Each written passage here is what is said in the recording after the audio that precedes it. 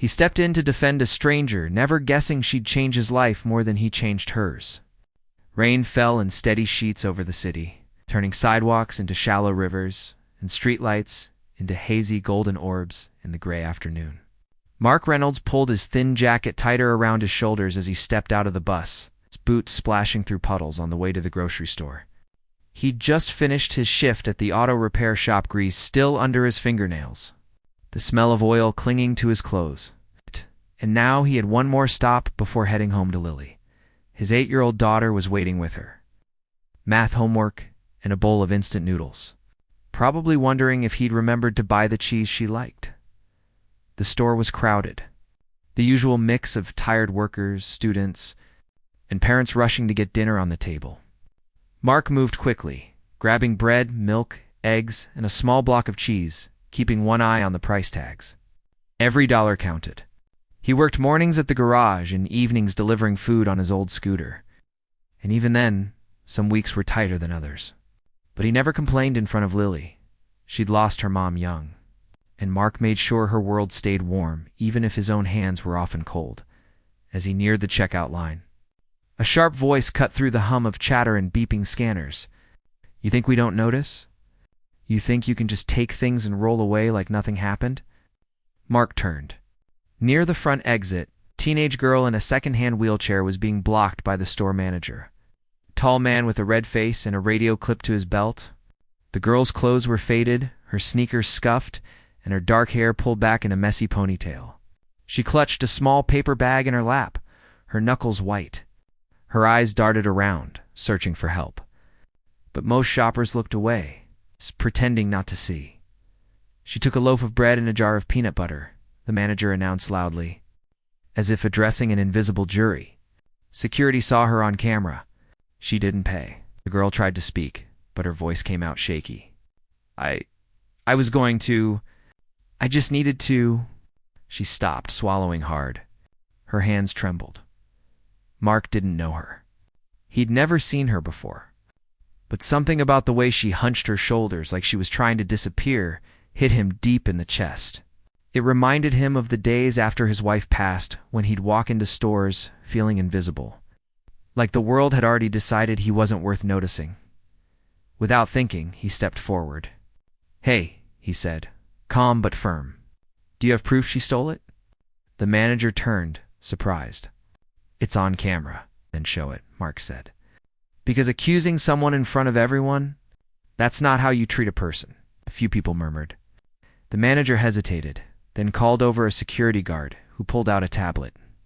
The grainy black and white footage showed the girl near the bread aisle, then later near the exit with a bag. But it never clearly showed her taking anything without paying. It was fuzzy, unclear, certainly not enough to humiliate someone in public. Mark looked at the girl again. She was staring at the floor now, tears welling in her eyes but not falling. She was trying so hard to stay strong. He sighed, then reached into his pocket. "How much for the bread and peanut butter?" The manager blinked. "What?" "I'll pay for it," Mark said. "Right now. But you let her go. No more shouting. No police. She's just a kid." The manager, suddenly unsure, glanced at the security guard, then nodded. Mark handed over the few dollars money he'd planned to use for bus fare tomorrow but didn't flinch. He turned to the girl. "You okay?" She looked up at him, eyes wide with disbelief. For a second, she didn't speak. Then, softly, she whispered, "Thank you." Mark gave a small nod. "Go on home. Stay dry." She wheeled herself slowly toward the exit, the rain still pouring outside.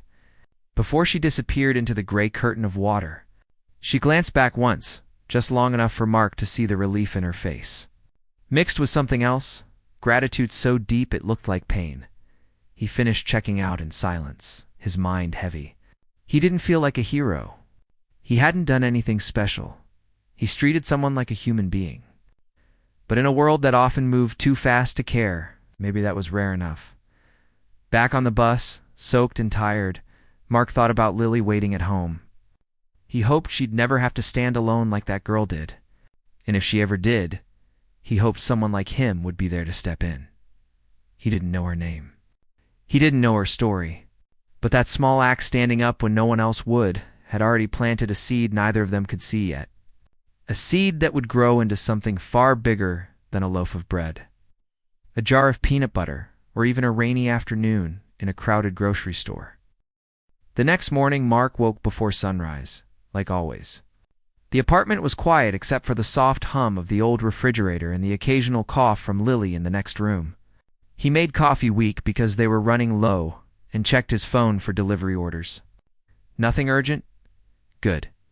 He had a neighbor's car to fix before his afternoon shift. It was an old sedan with a stubborn engine, but Mark liked jobs like that. They made sense. Wrenches, bolts, oil, everything had its place. Life outside the garage wasn't always so clear. He was under the car, grease smearing his cheek when he heard the low rumble of an engine unlike any in their neighborhood. Not a sputtering scooter or a rattling pickup. This was smooth, deep, expensive. He slid out from under the chassis and wiped his hands on a rag, squinting toward the street. A black SUV, sleek and silent, rolled to a stop at the curb. The kind of car Mark only saw in movies or outside fancy hotels. For a second, he thought it was lost. But then the door opened and a man stepped out. He wore a charcoal gray suit, crisp, despite the morning dampness, and leather shoes that probably cost more than Mark's weekly rent. His hair was silver at the temples, his posture straight but not stiff. He didn't look angry. He didn't look like a cop or a lawyer.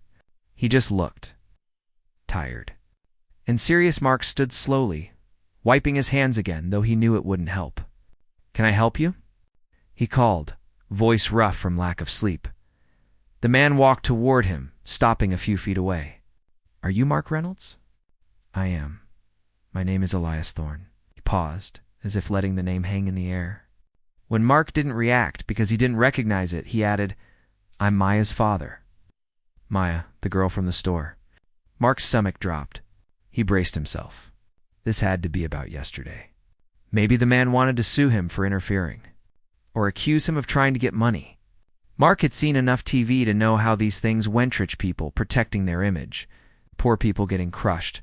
But Elias didn't reach for a phone or a wallet. He just looked at Mark, really looked at him, like he was trying to read something written in the lines around his eyes. "Thank you," Elias said quietly. Mark blinked. "For what?" "For standing up for my daughter yesterday, for treating her like a person, not a problem." Mark didn't know what to say. He rubbed the back of his neck. "I didn't do much." She looked scared. Anyone would have. "No," Elias interrupted gently. "Not anyone. Most people walked by. You didn't." He glanced toward the apartment window where Lily's drawings were taped to the glass. "You a single father?" "I understand." Mark nodded. "Yeah, 8 years old." Elias's expression softened. "Maya's 16. She hasn't spoken more than a few words to anyone in months. Not therapists, not even me." He took a slow breath. 2 years ago, we were in a car accident. My wife didn't make it. Maya survived, but her spine was damaged. She's been in that wheelchair ever since." Mark felt a lump form in his throat. He thought of his own wife gone too soon, though from illness, not an accident. He knew that hollow ache, the kind that never really leaves. After the accident, Elias continued, she shut down. Stopped painting? She used to love it. Stopped going out. Stopped trusting people. Yeah. He looked down at his hands. "I thought if I worked harder, made more money, gave her the best doctors, the best house, the best everything, she'd come back to me. But I was wrong. I was so busy trying to fix her life, I forgot to be in it." Mark stayed quiet. He didn't offer advice. He just listened. "Yesterday," Elias said, "she came home shaking. She told me what happened. Not in full sentences, just fragments. But she said you didn't yell. You didn't assume, you just saw her." He looked up, eyes glistening. "She hasn't said your name since, but she keeps looking at the door like she's waiting for something." Mark shifted his weight. "I don't know what you want me to do. Not asking for anything grand," Elias said. "But would you be willing to talk to her? just as yourself. Not as a savior. Not as someone trying to help. Just as someone kind. She needs to know people like you exist. Mark thought about Lily, about how she lit up when someone smiled at her in the hallway at school, how one kind word could carry her for days. Maybe Maya needed that too. I don't have much to offer, Mark said honestly. Just time. And I don't have a lot of that. It's all she needs, Elias said. Time and honesty. They stood in silence for a moment, the city waking up around them, cars starting, a dog barking, a neighbor yelling for her kid to hurry up. Normal sounds. Human sounds. Then Elias reached into his coat and pulled out a small card. My number's on here. If you're willing, call me. No pressure. No expectations. Mark took the card. It was plain, no fancy logo, just a name and digits. Simple, like the man in front of him. Despite the suit and the SUV, why are you doing this? Mark asked suddenly. Most guys in your position, they'd send a lawyer or a bodyguard. Elias almost smiled. Because I've spent 2 years trying to control everything, her therapy, her schedule, her future, and it only pushed her further away. Maybe what she needs isn't control. Maybe it's connection. He looked toward the street, then back at Mark. And you gave her that in 2 minutes in a grocery store when I couldn't in 2 years. Mark didn't know what to say to that, so he just nodded. Elias turned to leave, then paused. One more thing. She didn't steal that food. She didn't? No, she had money, her allowance. But she was embarrassed. She'd been feeding a stray dog near the park. A skinny thing, half-starved. She bought the bread and peanut butter for it. But when the manager accused her, she froze. She's terrified of being seen as weak or pitiful. Mark remembered the paper bag in her lap. The way she couldn't speak? It wasn't guilt, it was shame. She didn't want anyone to know about the dog, Elias said softly. She thought they'd laugh. Or take the dog away. 8. Mark felt something tighten in his chest. A kid in a wheelchair, quietly caring for a stray animal, and too afraid to ask for help. That wasn't a thief. That was someone with a heart too big for the world she lived in. I'll call you, Mark said. Elias nodded. Got into his SUV and drove off without another word. Mark stood there for a long time, staring at the card in his hand. He thought about Maya alone, silent, feeding a dog no one else saw. He thought about Lily, who still left food out for ants, just in case they're hungry. Maybe kindness ran deeper than money or status. Maybe it was the one thing that couldn't be bought but could change everything. He tucked the card into his pocket, picked up his wrench, and went back to fixing the neighbor's car. But his mind wasn't on the engine anymore. It was on a quiet girl in a wheelchair, and the small, brave thing she'd done in secret hand, the even smaller thing he'd done in public, that might help her find her voice again. Mark didn't call right away. He waited 3 days. Not because he didn't want to help, but because he was scared. Scared he'd say the wrong thing. Scared he'd make things worse. He wasn't a counselor. He wasn't even good with teenagers. The only teen he knew well was the pizza delivery kid who sometimes forgot to knock. But then Lily asked, Daddy, did that girl in the wheelchair have a name? He told her. Maya. Lily drew a picture of a girl in a chair with a dog beside her, both smiling under a rainbow. Give this to her, she said, pressing it into his hand like it was magic. That was the push he needed. He called Elias. They agreed on a Saturday morning. Mark wore his cleanest jeans and a plain blue shirt, no grease stains, this time, and brought Lily along. Mostly because she begged. But also because he thought Maya might feel less watched if a kid was there too. The house wasn't what he expected. No marble floors or chandeliers. Just a quiet, modern home with wide doorways, soft lighting, and books everywhere. Maya waited in the living room, sitting by a large window that looked out onto a small garden. She didn't smile when they walked in. Didn't say hello. But she didn't look away either. Lily, fearless as always, held out her drawing. I made this for you. Maya stared at it for a long moment. Then, slowly, she took it. Her fingers brushed the paper gently like it might tear. She didn't speak, but her eyes flicked to Mark, then back to the drawing. That was enough. Mark didn't try to fill the silence. He just sat on the couch, hands on his knees, and said, "Nice view." Maya glanced out the window. A bird landed on the feeder. She nodded once. Lily started chatting about her school play, her missing tooth, the funny cat next door. Maya didn't answer, but she listened. Mark could see it in the way her shoulders relaxed, just a little. That first visit lasted only 20 minutes. But when they left, Maya rolled to the door and watched them go. No words. But she raised her hand slightly, just a wave. They came back the next week. And the next, Mark never brought gifts. Never asked personal questions. He just showed up. Sometimes he talked about fixing cars, how a loose bolt could ruin an engine, how patience mattered more than strength. Maya listened, her eyes sharp, like she was storing every word. One day Lily brought her coloring book.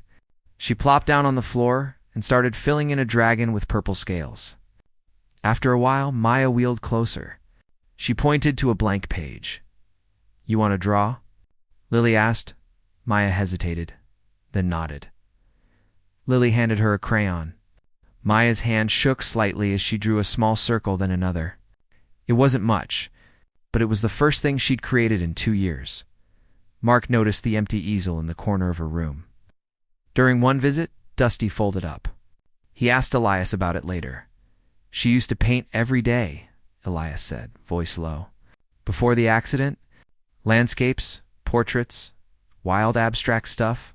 She said colors helped her breathe. After, she wouldn't go near it." That night, Mark stayed up late in his garage. He measured, cut, sanded. He used spare wood from an old shelf, some hinges, and a piece of smooth plywood.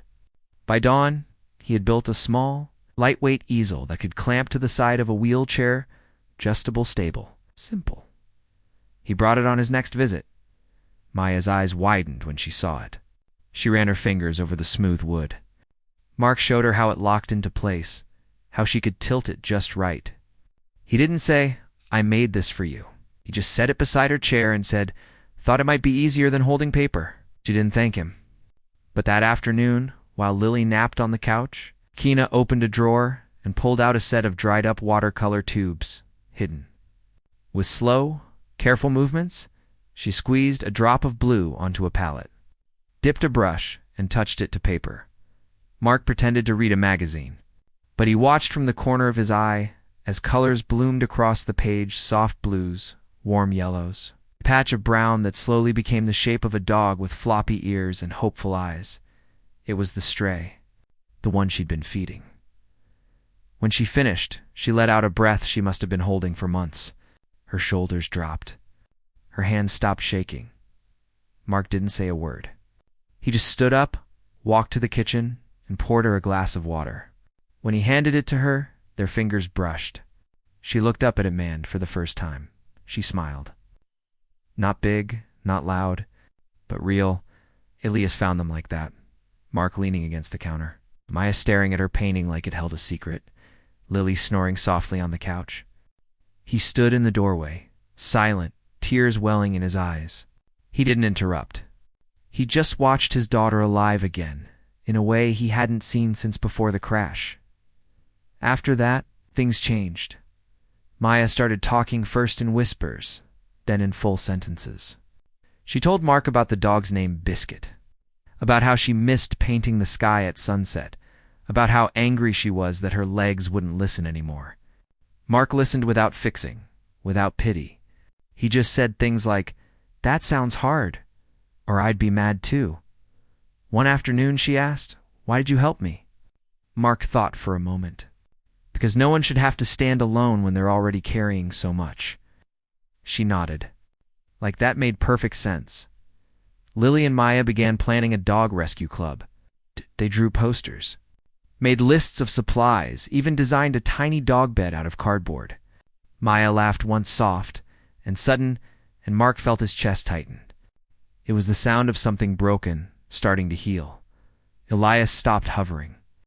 Instead of scheduling every minute of Maya's day, he started sitting with her in the evenings, just talking. Sometimes about nothing. Sometimes about her mom. He admitted he'd been afraid. If he let himself feel the grief, he'd fall apart and wouldn't be able to take care of Maya. But now he saw she didn't need a perfect father. She just needed a present one. Mark kept coming. Not as a hero. Not as a charity case. Just as Mark, the guy who fixed cars, loved his daughter, and believed kindness didn't need a reason. And in that quiet house, with paint on the floor, and a sleeping child on the couch, and a girl slowly remembering her own voice, something real began to grow. Not because of money or power, but because one man chose to see a person instead of a problem, and showed up again and again with nothing but time and truth. The peace didn't last long. It never does when good things start growing in a world that often prefers noise over truth. One Tuesday morning, Mark was tightening a bolt on a neighbor's lawnmower when his phone buzzed with a message from Elias. Asterisk, have you seen the news? Asterisk, Mark hadn't. He scrolled through his feed and froze. There it was, a local news site headline in bold letters. Asterisk, billionaire's daughter caught shoplifting, local man steps in. But is he a hero or a hustler? Below it was a grainy photo of him from the grocery store, standing beside Maya's wheelchair, looking serious. The article twisted everything. It claimed Mark had inserted himself into the Thorne family's life after staging a rescue to gain favor. It quoted an anonymous source close to the family saying, Mark had asked for money and tried to get a job at Thorne Industries. Worst of all, it painted Maya as naive and vulnerable, easily manipulated by a man with a hidden agenda. Mark's stomach turned. He hadn't asked for anything. He'd never even been inside Thorne Industries. But online, truth didn't matter as much as clicks. Within hours, comments flooded in. Asterisk, poor people always looking for a handout. Probably planned the whole thing. A rich girl gets a sob story.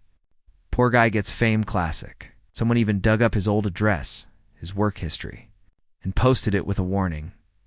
Asterisk, don't trust this guy. Asterisk, he didn't tell Lily. Not yet.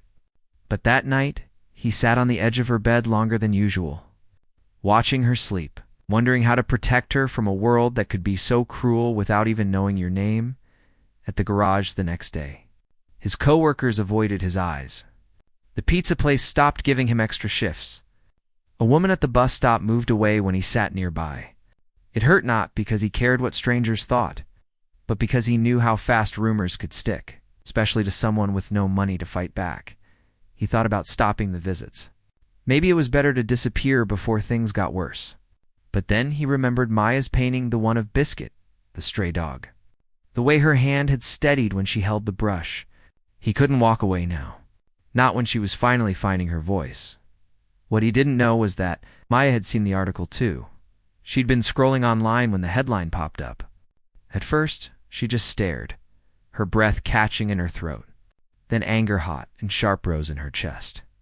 Not at the lies, but at the idea that someone would hurt Mark for helping her. She'd spent months learning to speak again. Now she had something important to say. That evening, with Ilias's quiet support, she set up her phone on a small tripod in her room. She wore her favorite sweater, the one with paint stains on the sleeve and positioned herself so the window light softened her face. She took a deep breath, pressed record, and began. Her voice was soft at first, but clear. My name is Maya Thorne. 2 months ago, I was accused of stealing bread and peanut butter from a grocery store. I wasn't stealing. I was buying food for a dog I've been feeding. But I was scared, and I couldn't explain. A man named Mark Reynolds stepped in. He didn't know me. He didn't know my dad. He just saw someone being treated unfairly, and he said something. She paused, looked straight into the camera. Mark didn't ask for money. He didn't want fame. He just paid for the food and told the manager to stop yelling at me. Since then, he's come to visit me, not because I'm rich, but because I needed a friend. He brought his daughter. He built me an easel so I could paint again. He listened when no one else would. Her voice grew stronger. People are saying he's using me. But the truth is, he gave me back something I thought I'd lost forever. My belief that good people still exist. She ended with a quiet but firm sentence. He didn't see a poor girl in a wheelchair. He saw a person. She posted the video without telling anyone. Within an hour, it had 1,000 views. By morning, it had 100,000. By noon, it was everywhere, shared by teachers, artists, disability advocates, even celebrities. People called it the most honest thing they'd seen all year. Strangers posted their own stories of being judged for how they looked, how they moved, how little they had. The tide turned not with anger, but with empathy. Mark woke to his phone ringing non-stop. Reporters wanted interviews. Neighbors sent texts apologizing. His boss at the garage clapped him on the back and said, "I knew you were solid, Mark." But the best moment came when Elias called, voice thick with emotion. "She did it," he said. "She spoke." On her own? To the whole world, Mark just whispered, "She's brave." The fallout wasn't perfect. The news site never fully retracted the story, though they added a small editor's note. Some trolls still posted nasty comments. But now, for every cruel word, 10 kind ones appeared beneath it. Donations poured into local food banks in Mark's name. A community center offered free art classes for teens with disabilities. In Maya, she kept painting. Now, her work had an audience and a purpose. Elias didn't sue anyone. Instead, he held a press conference not to defend himself, but to announce the Maya Thorne Foundation for Youth with Disabilities in Underserved Communities. "My daughter reminded me," he said, "that dignity isn't given by wealth. It's given by how we treat each other." Mark stood in the back of the room, Lily holding his hand. He didn't speak. He didn't need to. His actions had already said enough, and in that moment, as cameras flashed and people clapped, the real victory wasn't the headlines or the donations. It was Maya, sitting tall in her wheelchair at the front, looking not like a victim or a billionaire's daughter, but like herself, seen, heard, and unafraid. Time didn't stop after the storm passed, but it softened. The sharp edges of fear and suspicion wore down, replaced by something quieter, steadier, like the slow rhythm of rain after a thunderclap. Mark still woke before dawn, still fixed. Engines with hands that knew every bolt and bearing by feel still counted change at the grocery store. But now, when he walked down the street, people didn't look away. They nodded. Some even smiled. Not because he was famous, he wasn't, but because they knew his name meant something real. He hadn't taken a cent from Elias, not even for gas. But he did say yes to one offer, helping with the new foundation. Not as a spokesperson, not as a figurehead, but as a teacher.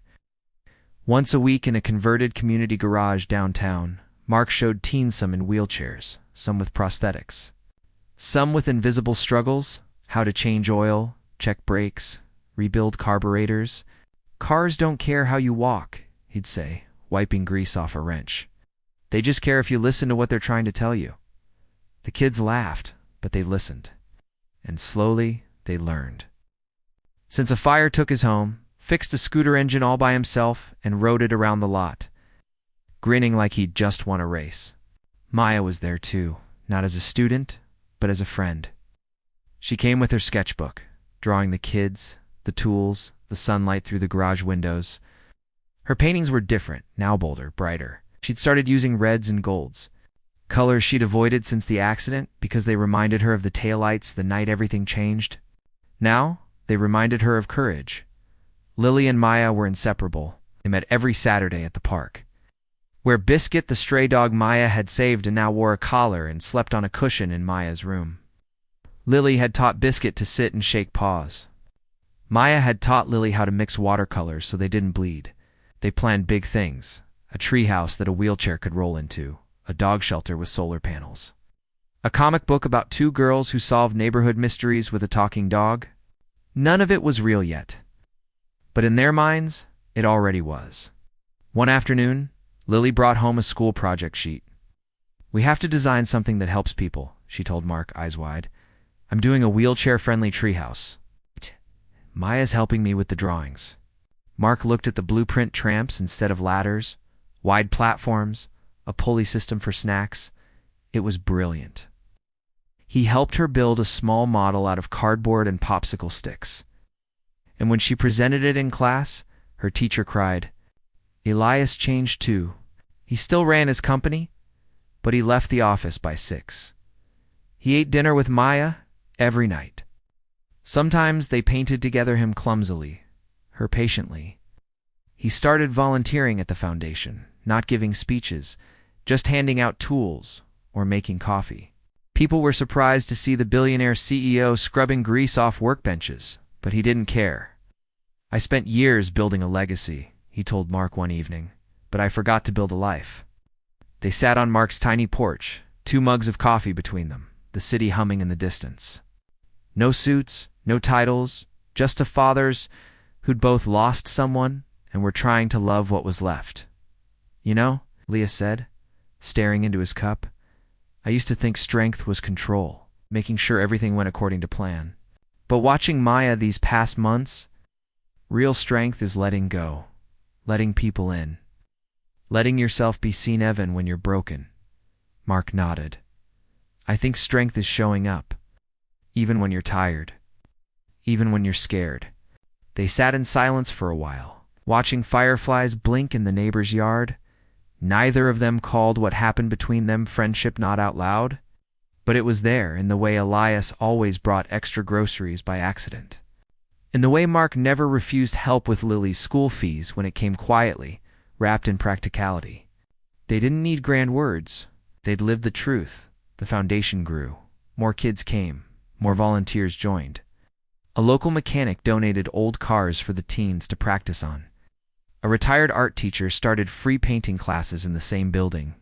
The space became more than a workshop. It became a home for those who'd been told they didn't belong. Maya's art was displayed in a small downtown gallery. Not because her father owned it, but because the curator saw her work and said, "This speaks." At the opening night, she wore a simple dress and sat near her paintings, answering questions in a calm, clear voice. When someone asked what inspired her, she said, "Someone saw me when I felt invisible. They gave me permission to see myself again." Mark stood in the back, arms crossed, heart full. Lily tugged his sleeve. "Daddy, are you proud of her?" "I'm proud of both of you," he whispered. Months turned into a year. Seasons changed. Snow fell, melted, bloomed into spring. Life went on not perfectly, but honestly one evening.